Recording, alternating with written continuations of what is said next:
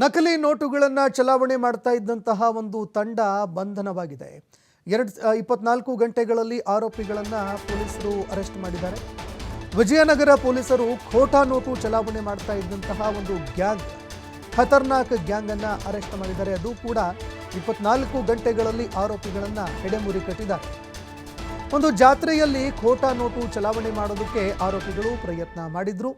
ಪರಪ್ಪನಹಳ್ಳಿ ತಾಲೂಕಿನ ಅರಸೀಕೆರೆ ಠಾಣೆಯಲ್ಲಿ ಪ್ರಕರಣ ದಾಖಲಾಗಿದೆ. ಮಹಮ್ಮದ್ ರಿಯಾಜ್ 18 ವರ್ಷ ವಯಸ್ಸು, ಇನ್ನು 18 ವರ್ಷ ವಯಸ್ಸು. ಮಹಮ್ಮದ್ ಅಖಿಲ್, ಆತನಿಗೂ ಕೂಡ 18 ವರ್ಷ ವಯಸ್ಸು. ನರೇಂದ್ರ ಪ್ರಸಾದ್ 19 ವರ್ಷ ವಯಸ್ಸು.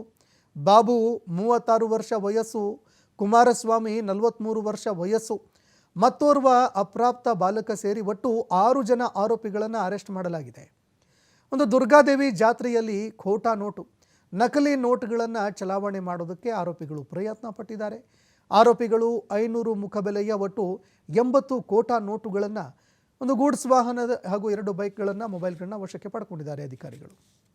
ಇಲ್ಲ ಅನ್ನೋ 21ನೇ ತಾರೀಕು ವೀರಭದ್ರಪ್ಪ ಅನ್ನೋರು ದಂಡಿನ ದುರ್ಗಮ್ಮ ಜಾತ್ರೆ ಸಮಯದಲ್ಲಿ ಅಲ್ಲಿ ಅಮ್ಯೂಸ್ಮೆಂಟ್ ರೈಡ್ಸ್ನ ಅಲ್ಲಿ ಸ್ಟಾಲ್ಸ್ ಪುಟಪ್ ಮಾಡಿದ್ದಾರೆ. ಅವರು ಬಂದು ಠಾಣೆಗೆ ನೀಡಿದ ಕಂಪ್ಲೇಂಟ್ ಏನಂತಂದರೆ, ಅವರ ಆ ರೈಡಲ್ಲಿ ಕೂತ್ಕೋಬೇಕು ಅಂತ ಟಿಕೆಟ್ ತೊಗೊಳಕ್ಕೆ ಬಂದಂಥ ಇಬ್ಬರು ಹುಡುಗರು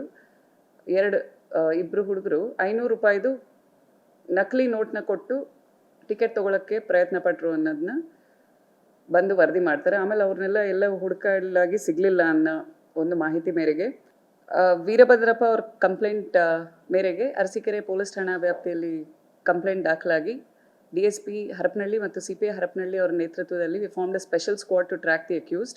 On the basis of credible information and investigation, we have secured